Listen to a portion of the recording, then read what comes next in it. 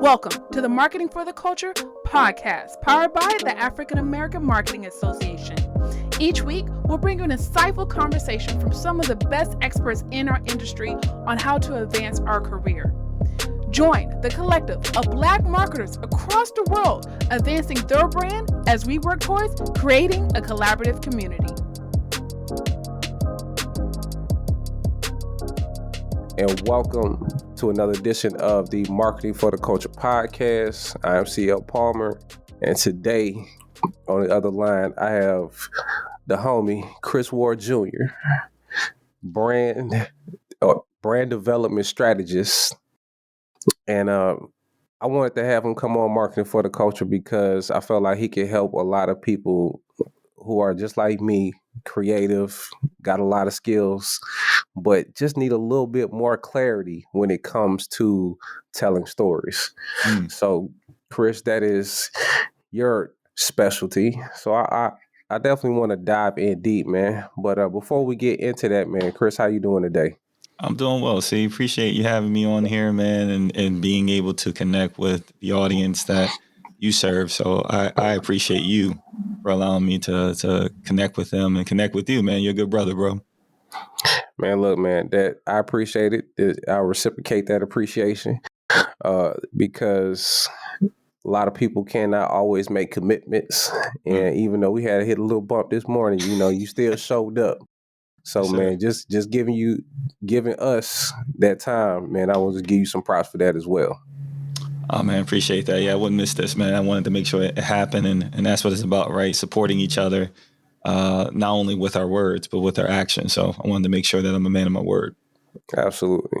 All right, man. So we're going to hold it up. Let's get right into it, man. So, Chris, I got up with you through a mutual acquaintance. Shout out Scorpion. Yes. And she was trying to help me with my personal brand struggles. Let's just put it like that. Okay. And, you had a very interesting aesthetic to, your branding, your Instagram, and I loved everything about it. But how did you really find yourself saying, this is something that I'm really good at? Storytelling is something that I'm great at. Like, how did you discover that? Well, it's interesting, right? My mom, growing up, my mom was a single parent. And so one of the things she wanted to do was make sure that we weren't statistics, right? The usual, right? Absolutely. You want your kids to do better than you, but you also want them to thrive in whatever their gift is. And so, one of the things that she did was she put me into places where I always had to serve people. And sometimes I was only meeting them for the first time, and it was going to be the last time I meet them. So I had to be able to say something that made myself connect with whatever their cause was, but also bridge a relationship that, social media wasn't big then. So I had to build that relationship within the first 30 seconds to a minute. Right. And the one thing I realized is that I can observe people, use my own personal experiences, and find a way to bridge them in. And so I started speaking in front of crowds when I was like 13. The earliest, actually, I was like maybe 10 or 7. I was doing a youth Sunday in front of 50, 75 people. And I had to speak on Black inventors. And that was my first jump in of seeing that I can actually impact and influence people through storytelling, being able to share and help them imagine paint pictures in their head by using my words or my actions. And it just developed from there. And then from there, fast forward, I started using it in every single job, business that I was in. And I realized sometimes I didn't even have the credentials to really be at that job. Somebody gave me a chance. And it's because how I was able to approach storytelling, how I was able to market and brand myself through storytelling, or what I call magnetic storytelling. So can you explain that magnetic storytelling? Because I feel like you're hitting on something. Okay, yeah, sure. So magnetic storytelling versus storytelling. So we've heard stories all our lives, right? I mean, Dr. Seuss, or family stories that we hear from back in the day, what mom and dad was like, uncles, all that. We hear those stories all the time. But magnetic storytelling is an intentionality that you have when you're actually branding and marketing yourself. So it may look like this. So there was a time I got a new job, right? Working at this new spot. I'm working with the marketing director for the first time, and we have to go to an event, and we have to pretty much stand out versus the competition. Now, for years, I always heard that this other company that we always were in competition for, they would always beat us. No one would ever want to come to us. They were the winners always. So something interesting happened. They gave us 5 minutes on stage. Like, that doesn't happen, right? This organization gave us 5 minutes on stage to kind of shoot our shot. Well, my managing director, she was nervous. Like, public speaking is like one of the biggest fears in the world, right? We all know that. So here's a marketing director that markets to people to come to the business, and she is crazy afraid of public speaking. But this is her chance, right? Like all of us, right? We may only get that one opportunity to show out, and we better be ready, right? We better be ready. We better have something to say that matters and something that will impact and shift somebody's mindset. So this is my third day on the job. You know what I tell her, bro? I'm going to do the speaking. I got you. Remember, this is my third day. I really don't know much about the company that I'm working for. I know a little bit, but not enough to be able to speak in front of a crowd of 50, 60 people, right? So here's what I do. I ask her, I say, hey, what's the relationship between this organization and ours? See, that's the first thing. Magnetic storytelling first, you got to understand who are the characters of the story, right? So I realized that I needed to understand the characters first before I can build a relationship. So when she told me that they housed us during a time where it was a major storm and we couldn't open our doors, they opened their doors to us and let us do our business inside of their walls, which was big. I said, okay. I said, so what's their mission? What's their main goal? What are they trying to accomplish here? And she said, they're trying to educate their community. They want to make sure that they have the best resources possible. And that's one of the reasons why we're here. So I thought about it real quick. Boom, got on stage. And I use this word. This is a key word. And I want you, if you're listening to this right now, you're watching this, I want you to write this down. The word imagine. The word imagine is a beautiful, creative word. I agree. Right? It's one of those words that it's already setting the tone, which is the next part of magnetic storytelling. You got to have a setting. If you don't create the setting, the visualization of where you are or where you want to take people, they never know where you're gonna go. Right? So first is understanding the characters. Next is understanding the setting. So then I started to say, imagine there's a storm that breaks every single resource that you have in your life. Anything that you've ever owned or earned over the last year is now washed away. Imagine that happening to you. And then imagine someone coming in and seeing that you are in distress. You are broken down. You don't have no help, no helping hand. And they open their doors and allow you to rebuild. Well, that's what you guys did for us. And I'm talking to the organization. I couldn't imagine what type of heart you would have to open your doors to someone else and be able to allow them to come in and regroup. That speaks to your character. But what if you never did that? Now, here's the third part. There has to be a conflict, y'all. When you want magnetic storytelling, there has to be a conflict because there's no shift in change. There's no shift in emotion. So I said, what if you never opened those doors? I probably wouldn't be standing here today. You probably wouldn't have graduates from this organization that went through our school. You probably wouldn't even be caring about what we're doing right now. Okay. Right? So everybody's quiet. But I was like, but because of who you say you are and your actions that speak louder than your words, we're all here to celebrate 2 years later after what you've done to help us. Now allow us to do the same for you. When I get off this stage, I want to hear your story. I want to see how we can help you. Come see us in the back. Right? The last part has to be a call to action. I gave them a call to action. I didn't just give them a story with characters. I didn't just give them a setting or a conflict. I gave them something to do. Come see us. I want to hear your story. A call to action. And craziest thing happened. I get off stage. My marketing director looks at me like she was just stunned. She was like, She was like, how did you know what to say? I said, at the end of the day, people just want to connect with human beings. And if people have a desire, right? That's 1,000% true. Right? We just have a desire to connect. And if you allow yourself to be the bridge to connect them, you create the most value. And when I did that, it was lines of people waiting to talk to us. That's crazy. So that's what McNotice storytelling is like. Okay. That's how you do it. So what I'm gathering from that story and everything you said so far is like you've basically been able to use your mouthpiece to just slide in and out of wherever you need to in order to get things accomplished. And sure. I know your wife is very familiar with that. Yeah, she wouldn't be here, bro, if I ain't had some of them skills, bro. Right. And it's amazing that when we do put that same effort that we do courting into other parts of our life. For sure. How many things we get accomplished. And it's, it's part persuasion, but it's more like you said, connecting and trying to build that relationship and open that door. And that's a powerful tool to have in the toolbox.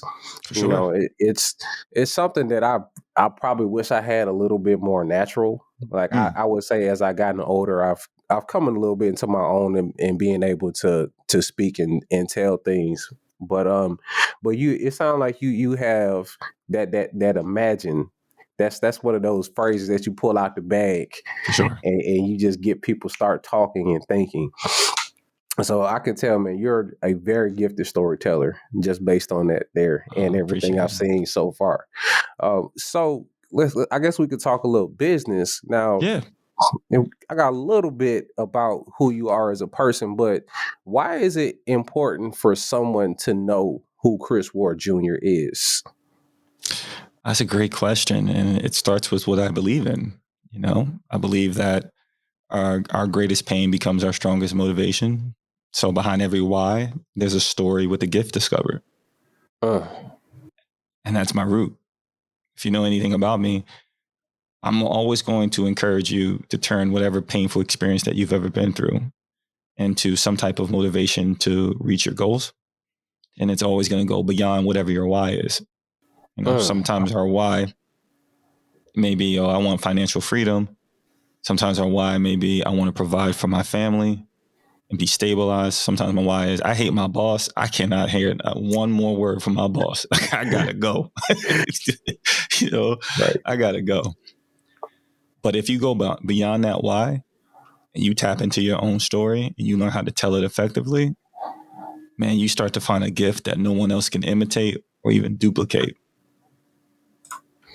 And that's who I am at its core.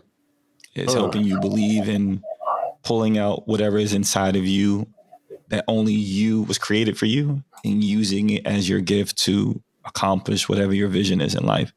And if you want to build a business, the easiest way to brand and market yourself and stand out is finding that story and allowing you to tell it in an effective way through your content.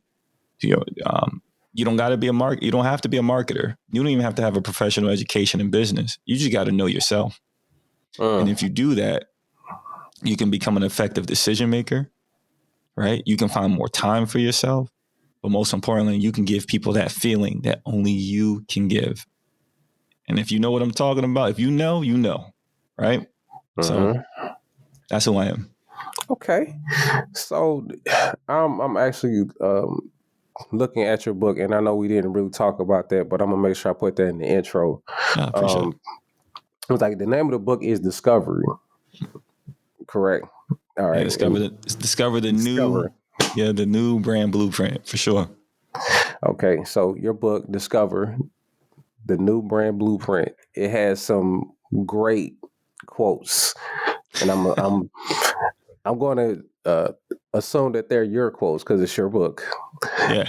And I know some people be out here swiping up stuff, bro. It's for real. The game gets ugly. Yes, sir. Trying to get credit on the internet right now is it's a struggle. It's an uphill battle.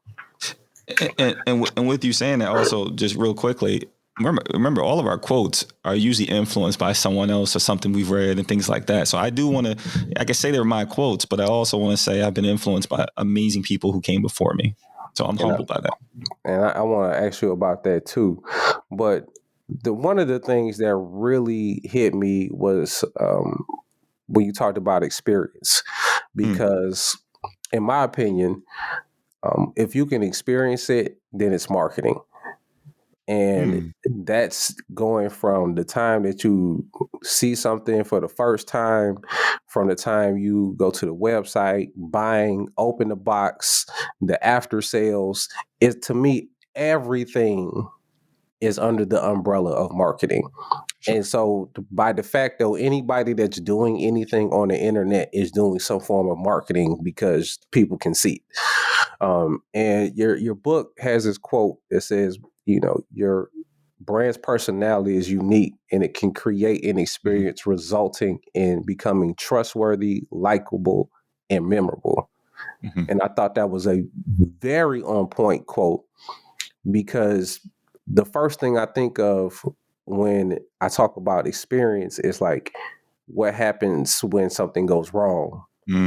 What happens, when I get my Amazon package and it's a shirt and it doesn't fit? Is it a struggle to get that thing back? Or can I just drop that guy off at UPS and I'm on my way? And I got my money within 2 hours. Sure. So that makes me trust Amazon in that sense, and it actually makes me more likable to recommend, hey, if you got something you like, you might want to try Amazon. At least you can just send it back and you get your money back right away. It's almost a no risk proposition. Key. And I just love that. But just kind of expand on how you came to that quote or that part in your book. Yeah, that part of my book is super important to me because, I had a mentor, and shout out to my mentor, Ed Wood. Gave me an opportunity when I probably shouldn't have received it. But he saw something in me that I didn't necessarily see in myself yet. And, I was working in sales, and he said, you got it because you take it personal.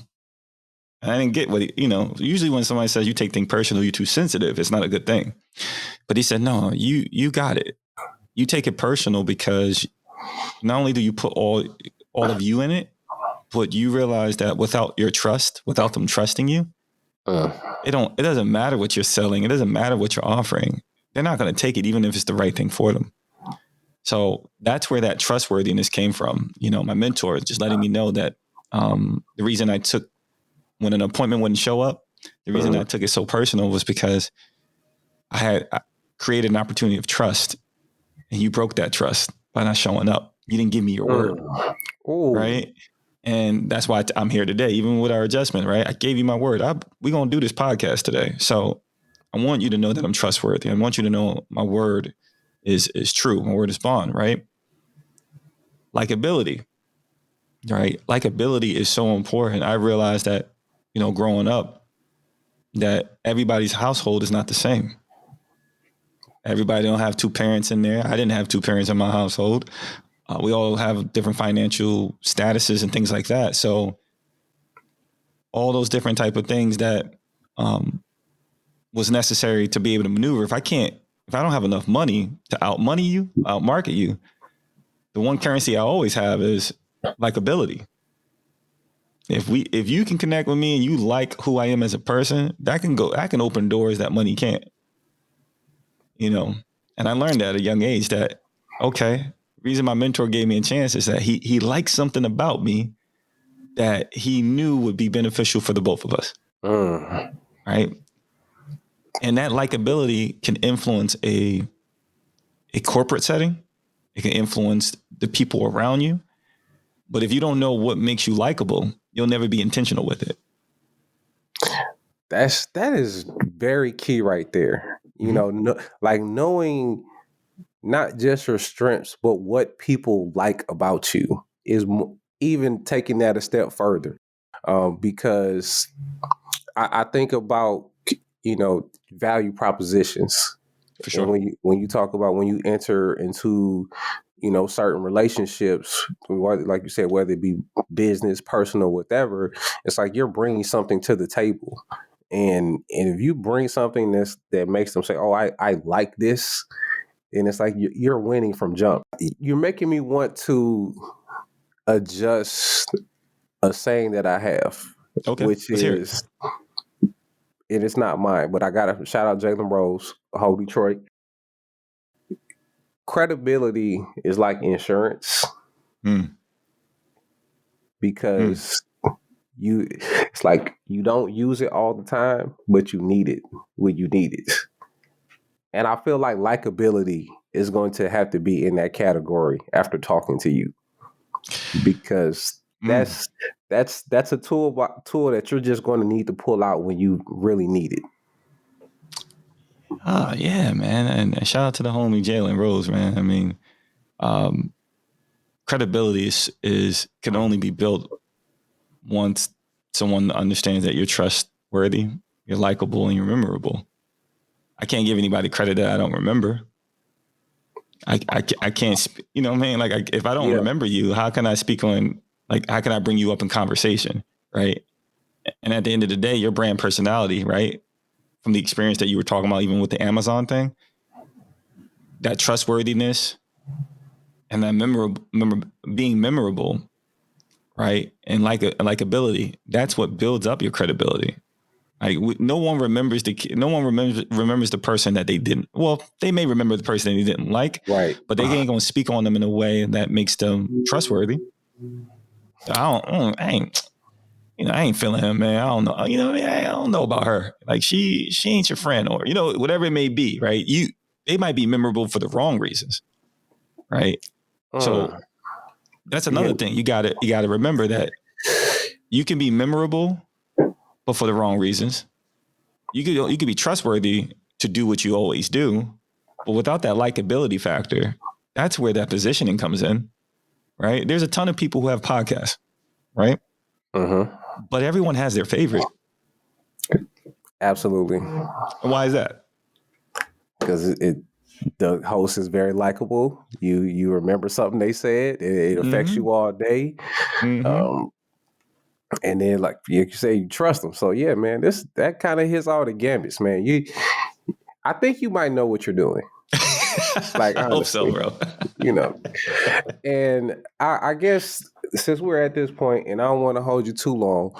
Hey, we good, bro. I already talked. I looked at my schedule. You got wifey straight? Okay. Yeah, we good, bro. Cool. But I still want to keep moving. So, like, when I think about your business, because you're, helping people develop these brands, and, this a new year, 2022 is among us.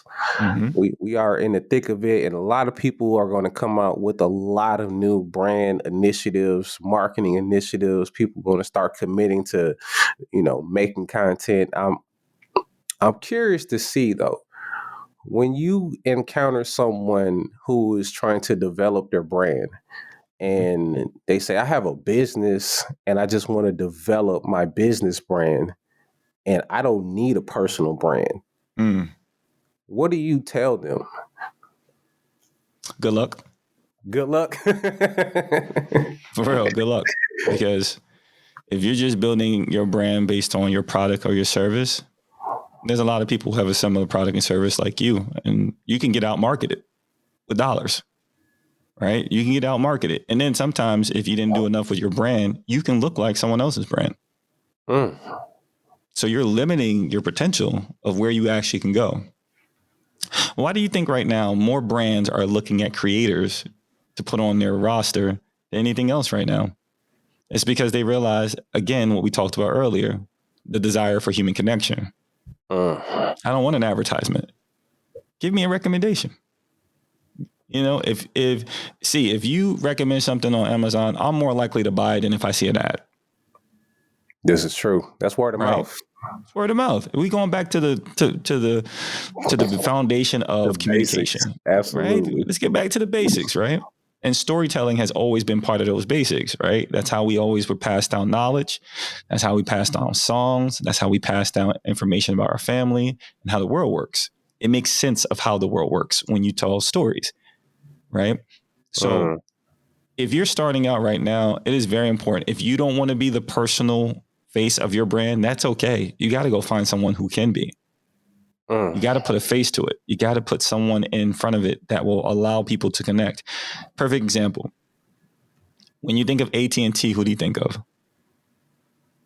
Right now, you got your girl. I don't even know what her name is, but I know you're talking about. Look at that. I don't know her name, but if you can visualize her in your head when you think AT&T. Another example, Progressive. Oh yeah, they got Flow. Flow been killing it for you. Why do you think they haven't changed it? Yeah, that's a slam dunk every time. Every time. And it's interesting because it's insurance. Nobody really cares about buying insurance like that. And then when it's marketed to them, they're like, I'm not trying to get no insurance.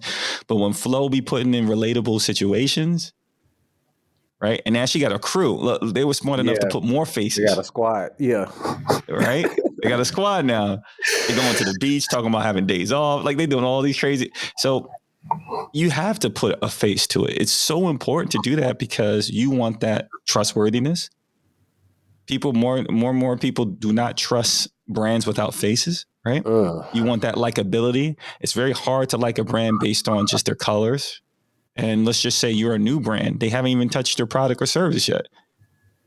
So how are they going to know if they like you or not? You know, it's very difficult. You being marketed to over, you get over 40,000, 50,000 marketing messages a day. And that's not including what you see on social media. That's just including what you said to yourself and things you've seen before in your subconscious, all these different things that you've experienced. And then a face will make it memorable. Your personal brand makes you memorable. So when people, and I'm learning this is pretty cool. That. When people reference me now, I heard someone say, hey, this is Chris Ward Jr. He's a master storyteller. I said, whoa, I never gave myself that name, but I'll take it. I didn't, it's like playing basketball, right? You earn your nickname. You earn by your results and what you do on the court, right? Fascinating. But now I have authors reaching out. I have speakers reaching out. I have creators reaching out. Hey, listen, I have gamers reaching out. Hey, I want to make sure my brand is on point. I want to make sure it feels right. I want to make sure it's just like it's aligned with who I am. And so that's what I would say to someone starting their brand out. It's like, it's very important to invest in your personal branding. It's very important to invest in your storytelling because it puts your storytelling and your personal branding can be all in one place if you learn how to connect with yourself first and then get your message out coming from you. The more it comes out from you, the more people will say, nah, I'm not feeling C, so I won't listen to them anymore. Thank them for that because it gets them out the way. Right. And not in a bad way. It's just, it redirects them to someone that can help them because that's what we're about giving value. But then if C keeps saying a specific message and people like it, now they're in line and they're more likely to buy from him if he does offer a service or product. So that's how it works. Okay, so basically what you're really saying is if you're not going to be the face yourself, you need to find a face. For sure. The face cannot be the logo. It does not work the same. It's like people cannot hug a logo. Nope. And I think that's going to be something that's going to be even more important in the future. And I feel like this is probably like your time right now because like everybody is trying to get their personal branding, their story together because like you said, it's the thing that's really connecting all the dots. And so like, I feel like at some point in the near future, Chris, you're going to probably need to just have like a campfire and probably just set some cameras up and like really like kick some like marketing stories as your aesthetic because I feel like you're going to pull out all the analog that people need to get in touch with because as we're talking, all this stuff is old. Yeah. Like we're dressing it up for social media, we're dressing it up for YouTube, but it's all the original forms of marketing. For sure. And so I very much appreciate what you bring in today. And I guess we can go kind of back and forth. I'm gonna go back into kind of you, but when did you figure out that this is something that you could do full time, like helping people tell their stories? Because that's not something you probably thought about as a kid. It was like, I'm gonna grow up and help people figure out how to tell stories. Yeah, man, I thought I was gonna be a ball player, bro. Honestly. Oh, man. Yeah. I thought I was gonna be a ball player. And I know that sounds like the typical whatever, but no, honestly, Everybody got hoop dreams, man. hey man, and it was heading in the right direction. I thought I had, playing point guard, you always wanted to put people in position, right? And I guess what I really didn't realize was that God was preparing those skill sets for me because I was going to be putting people in position with their brand and their business, right? I was going to show them how I was going to pass the rock in different ways. I didn't need to score all the time. Even if I could, I knew that if I can get the team rolling, that was more valuable than just one person rolling. And so growing up, I always thought I was going to play ball. Then I thought I was going to do graphic design because I love the creative side of things. As you can see, I'm still in it. I ended up going to college and realized, there's a lot more people, a lot more talented than me when it comes to the drawing thing. So, man, I looked across. There was this one girl in my class, man. I looked at my drawing. I looked at hers. I said, "Oh hell no, I'm done." Hey, bro, I had that same experience in high school. Yeah, I'm not going front, bro. And I tell people all the time, it's like, look, I can do your graphics, but I'm a designer. I can't draw. Yeah. So if you want something really artsy, you better go get you a graphic artist. I'm a designer. Two different things. Yeah, right. You got the eye for it, but they got the talent. Yes, they got the touch, the sauce, all that, man. Yeah, man. So once I did that, bro, and some things happened here and there. I ended up not finishing school, came back home, started working at the YMCA in a summer camp. That led into me becoming a director at the YMCA sports director, and it led to me just connecting with really moms. This is how crazy it is, right? So I started realizing that these mothers had these unfulfilled dreams of exploring their creative genius or their entrepreneurship. And I didn't know what it was at the time, but I was always trying to help them kind of readjust and see what was really going on. Here's the crazy part. The crazy part of this whole thing is that I work almost exclusively with women now, women entrepreneurs.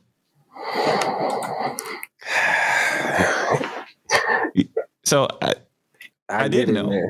I didn't know, bro. I did not know. But every job, I want to tell people out there, every job you've ever been through, it's not for waste. There's value in it if you really tap into it. There's value in the things that you've done at that place. Really sit down, write it down, document what you've done, what you've learned, what you've experienced, your failures. One of the greatest things ever is when I got fired. It's the greatest thing ever that ever happened to me. And I've been fired multiple times, right? So, when I got fired, that was the last one, man. And the coolest part about that is I already had my boxes packed before they fired me. So really? I already knew I was going into this field. Okay. Feeling. So was the business formulating while you were there, and you were pretty much feeling like it was time to go before it was time to go? Yeah, man. Because when you have your ear to the streets, right? I realize when you have your ear to the streets and you realize what the direction it's going in, and you really listen to the people tell you what their needs are. Yeah. They're going to tell you what their needs are. And I felt like I was creating a process for people to build the community in a way where they can fulfill their vision, but not feel like they were inadequate. Right? Because a lot of times when you go to college, it's all about, we're going to transform you into what you're supposed to be. Right. And for me, it was always like, nah, it's already there. I just want you to help discover it. Okay. That's right. That's dope, bro. Yeah. I can see where you get to the point where, like, I know for me, let me start over. When I started making my ways doing my business, it really took me getting fired a couple of Mm-hmm. times and Mm-hmm. getting laid off and just figuring out that nobody valued me as much as my clients did. Mm-hmm. That's big And, facts. and once I figured that out, it made it very hard for me to work for anyone. Mm-hmm. Because I know people that I really respect my mind and what I have to say and what I bring to the table instead of just being a cog on the wheel, man.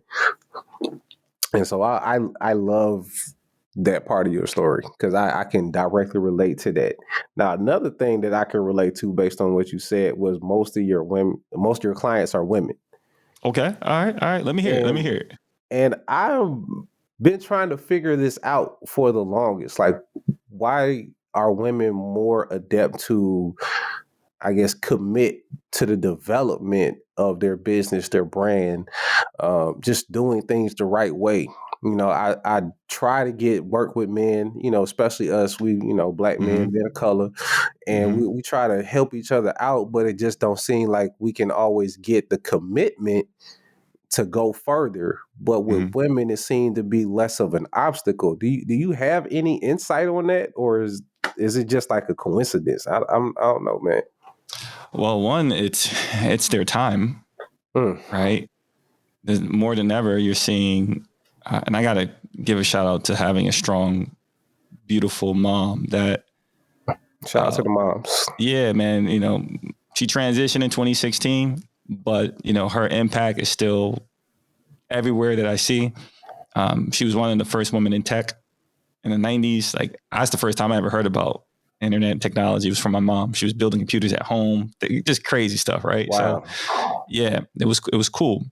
And women today, I think there was an article I just read that said that there are going to be more women entrepreneurs in 2022, 2023 than ever, like starting businesses, going for it.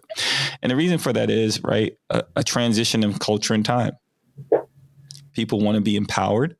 People want to know that they can do it themselves. And what I mean by that, not necessarily do everything themselves, but realize that they can also lead and be a face. We talked about that earlier, right? To be the face of a brand, something that they develop from their ideas, their dreams, their vision. And one of the number one things I hear a lot from my clients are that they don't have the support they wish they had. So when I come into the fold, which I've been telling you my entire life is all about supporting people and making them discover who they are and being able to communicate that effectively to be able to build a business and stuff.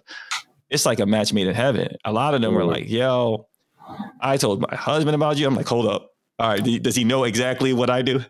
You know what I'm saying? Like, I don't make sure, we go to a Christmas party. He ain't trying to kill me or nothing like that. Right. Right. So she's like, nah, they're like, a lot of them like, oh yeah, I told my husband, I told my boyfriend, my uncle, my mom, the support you give me and how you allow me to reveal things to myself that I already knew, what we talked about before, right? Discover exactly who I am, my gift and my story. And then you make it very easy for me to just do it. And that's what I'm seeing with a lot of women who are at least talking to me, is that I'm bringing that clarity that is necessary to move forward. I'm giving them the support they felt like they never had. And I fired them up to actually believe that they can accomplish what is actually in their head.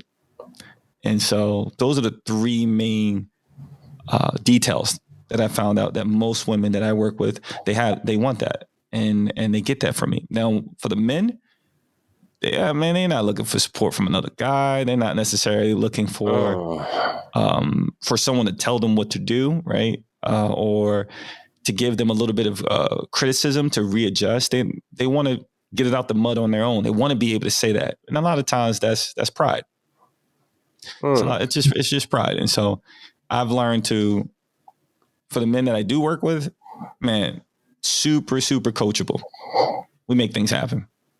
For the men that don't want the help, I don't even waste their time. I'm like, bro, we'll get on a call. I'm like, bro, I can't help you, man. I'm sorry, bro. I give you some tips. Maybe the bland blueprint yourself could help, but as in my help, yeah, you might need somebody who already got $10 million in the bank, and maybe you'll listen to them. So that's how I see it. That's interesting on a number of levels, because when I think about it, it's like, yeah, men don't need the support as much. You know, they're more willing to go ahead and shoulder the load and try to figure everything out. Like you said, it's a lot of pride involved when dealing with men, and that makes a little bit more sense. And so you're making me think about, how do I basically break down somebody's pride enough to work with them? Because especially if I feel like they need my help, or if helping them would be mutually beneficial, or or there's just some, just something that I feel like there's some value that could be had in a relationship. So I don't know, man. I might have to talk to a psychologist or something, man. Figure out, like, it's like, how do you get past men pride? Is it just easing? Is it just massaging the ego? Like, what is? No, you just got to make it before. You got to be light years ahead of them. Basically, it's like, if you got the money in the bank, they'll, oh yeah, I'll listen. I'll listen now. That is true. Yeah. You know what, man? We need to get it together. Come on. And you know what's crazy about that? Like, I will never tell you what's in my pockets. That's just not my style, right? I'm always in the background. So even if I had it, I still wouldn't tell them, right? And I'm always looking for that person that is just coachable, right? That wants that chance. So a lot of times, the next generation, these young kids, man, I focus on them, because the women that are our age and in our generation, I love helping them because they need the support. But this next generation, the kids that's coming up, bro, the men, the women, they figured it out. It's collaboration. Like, they don't even think about not going in it with a group. Like, they have group thinking. That's just their collective, right? And so I've learned that from them, that even my approach to things, that I could use a little bit more group thinking and collaborative. And I'm like, dang, I thought I had a lot. I thought I had enough. But to them, it's like, no, you can get there a lot faster if you have the group thinking, the collective thinking together in the collaboration. And we're seeing that with some of the most successful creators out there. A lot of them are like, it's like seven creators banding together to work on content, or 4 people work together to work on a brand or a business, and they got it out there. And so it's super important to not only understand where the old guard is, and I won't say art, let me say seasoned, because we're not old, we're seasoned. And then understand the new wave of the new generation that needs our guidance, because a lot of stuff that they do really well also leaves them vulnerable to things that we can assist them in. So it's just shifting that mindset. I don't worry too much about the pride anymore. If they don't want to work with me, I give them some good advice, and then I keep it moving. Sometimes I don't give them advice at all, and they come back and they want to connect. And then the last thing is, I just focus on the women, bro, just because they doing things out here. Like, shout out to two of my ladies who just completed their first talk. And they just, I mean, when they killed it to the point where people who were there, who I know, said, yo, I don't know what you did with them, but they own the room. And I'm like, yes, that's what it's about. That's how I want people to talk about the students I work with, or the clients I work with, that they own the room. And guess what? I don't need to have the credit. It'll come back around. Those are just seeds being planted anyway, and the business will come. And so that's how I look at it. Absolutely, man. That is what's up, man. I mean, you out here really making a difference. And I feel like anyone who is an entrepreneur who doesn't aim to make an impact on others and are only focused on just the money are usually not doing the best business. For sure. And I've come across it a few times, people I've come in contact and had to work with on a prolonged basis. And I'm just like, why don't you care about the quality that you're putting out?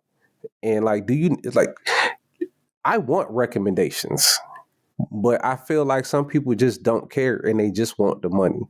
For sure. And sometimes it just breaks my heart, man. I ain't gonna lie, man. I'm just like, man, I was like, I want better for everyone, but you're not helping me. For sure.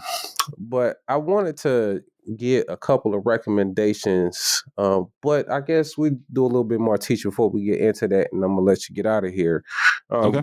Give me like one of the biggest mistakes that people make when they start trying to do personal branding on their own. They value the optics and visuals more than they value the substance and foundation. And here's what I mean by that. They quick to run to the logo without doing color breakdown in theory, right? What do your colors say about you? It's very important. They go to the logo and the look of things before they get to the value of their promise, which we talk about in the ebook, right? The value of your promise. What type of promise are you giving your ideal audience? Another mistake that people make is they actually mistake personal branding for marketing. And marketing and branding are two different things. So, branding is, let's just look at branding and marketing as the queen and king of your business. You need both. You need a personal brand because that's the foundation of who you are and how you stand out and become memorable. And you need the marketing to get it out there to enough people to see get it out to enough people so that they know that you're here. So one without the other, it just doesn't work. But most people believe that their personal branding is just their logo, a website, and that's about it. And so that's the biggest mistakes I see, the misconceptions. And also one crazy thing that I also see is that they think their social media profile is the only branding that they have. And so personal branding hits all senses. It's oral, right? Speaking, hearing, listen. It's visual, and that's not just drawing. That's posts, that's banners, that's even the photos you take, your photos, right? Your profile photo. That's a visual storytelling, it's visual branding. And then it's also kinesthetic. People don't realize this one. This is like the biggest one that people don't really invest in is kinesthetic. Pretty much means hands-on. Are you in the community? Are you serving? People see you. Right. Are you showing them what you do instead of just telling them what you do? That's probably one of the biggest parts of personal branding that you can really embrace is show, not tell. Even if you're a storyteller, you have to still show. Man, now I got to follow up on that. Now, I'm the type of person that I work a lot behind the scenes. Mm-hmm. I'm hosting this podcast, but before I was just producing it. I'm usually behind the camera, and I don't really have a whole lot of room for me to like bring people in, even when I go hand in hand. And then I couple that with the part that's like I always try to fight myself. It's like I'm not that vain, and when I go out here in the streets and do something good, I'm not doing it for the gram. Like I'm out here just trying to be genuine. For and sure.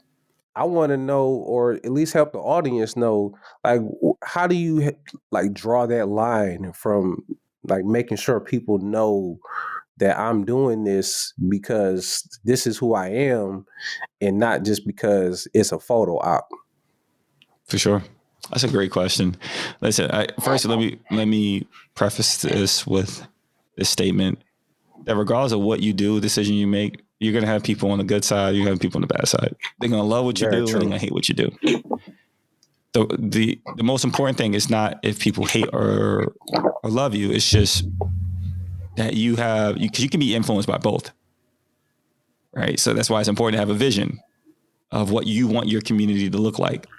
So I focus on that. I don't focus on if people think it's going to be the worst thing in the world or the greatest thing in the world. I focus on, is it getting me closer to the vision of what I have and what I've set out, right? So first, make sure that vision is clear. It's very important. This is how you show you're for the community without trying to make it a photo op. You can be right in your room right now. So actually, one of my first ways of making money when I got fired was I launched my podcast during the time I had my job. I was picking up steam, 16 different countries, did some pretty amazing things. And my first way of making money was a podcast course. I was teaching people how to launch their podcast. not market it, not design it, literally just how do you launch a podcast? And guess what? I made some money from it. I made some money from it. You want to know why? Because I wanted to serve the community. I realized that there were so many people who had things to say, but didn't have a platform, and podcasting was going to be their way to it. And so I branded myself as someone by first showing people my podcast and what I was doing. Yo, you sound great on your podcast. Yo, how'd you do that graphic for your podcast? Yo, how did you get that audio thing? Once I started hearing people ask me those questions, I said, okay, I'm going to create something for them. That's how I can build a community up. Right. And then the very first 4 clients that I ever had was from a podcast course, $500 a pop. Right. And I taught them from A to Z on how to launch a podcast based on my experience. Right. And today they're still doing what today that has transitioned for them, doing motivational speaking now. Some of them are booking gigs. Some of them are even teaching other people how to do podcasts now. Right. Which is amazing. Absolutely. So if I'm somebody right now, let's just say I'm UC and can't really have people over, can't really be in the community. Of course, we have guidelines with all the stuff that's happening with health and all that, right? I may set up my camera and literally just show someone how to set up their boom arm the right way so they get the optimum sound. I'm telling you, there's somebody right now that's looking like, yo, how do I set up this arm, bro? Do I put it on a table like this? Do I hang it up from the top? Like what do I do? Now they come across your video, come across your content. It's like, yo, that was so valuable. It was low risk and high reward. The low risk was that they watched you. The high reward is that they found out something new that they can use. That's how you build your personal brand. You solving problems. I like that. Just using your strengths to help the community and using that as the way to build your brand and your business. I very much like how you wrap that up, because I feel like if I was to put more time into helping people put their podcast together, then I'd probably be more ingratiated in the community. And that's probably something that I'm going to have to do, only because those are some of the people who actually find value in what I have to say. It's, between podcasts and marketing, I've shown that I'm able to give people answers, and I probably need to take it a step further. But I think there may be like a time management issue for me that I need to get worked out, and a little bit of a commitment issue too. With 2022, we might have to go ahead and get that better help on deck so I can get my mind all the way right. But Chris, this has been a great conversation. You dropped a lot of gems. Before we get out of here, I just want to see if you want to give people a couple quick recommendations, and also, where to find you, social media or elsewhere. Yes. I want to say I appreciate you allowing me to come on your platform and just to kick it with you, man, and just have conversation. And for anyone that's listening, make sure you definitely subscribe to this podcast. It is definitely for the culture, and it's for the people that if you're still listening to this from beginning to end, then there's a reason why, right? You've received great value.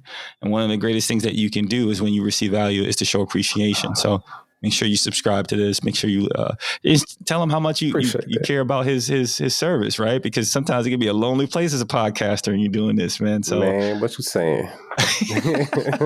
Show some love. But anyone and everyone can find me on all platforms at Chris, CHRIS Ward, WARD JR. At Chris Ward Jr. on all platforms, TikTok, Instagram, on LinkedIn, I'm Christopher Ward Jr. If you want resources, I have free and paid ones at chriswardjr.com. Make sure you follow me on Instagram because I'm always dropping something new, some information, some value there. That's how I help build a community. And I have a goal this year. Usually I don't really ask for it, but the goal is for this year to hit the first 10K mark of followers on Instagram. It's about time. my people keep telling me, hey, Chris, you need to put yourself out there more and really tell people what your goals are. So here's the first one. So I got to hit that 10K follower mark. And the reason why is that once that happens, I'm going to break some things. I'm going to find out what is really going on up there so I can bring it back to the people. All right. Because, a lot of information that's out there about how to monetize, make money, and build community. It's a lot of messages that are a little bit off. So I want to see what's happening up at that 10K mark and then bring it right back down to the people so they can hit it as well. So that's what we're doing this year. We making sure we bringing people up with us. Again, Chris Ward Jr.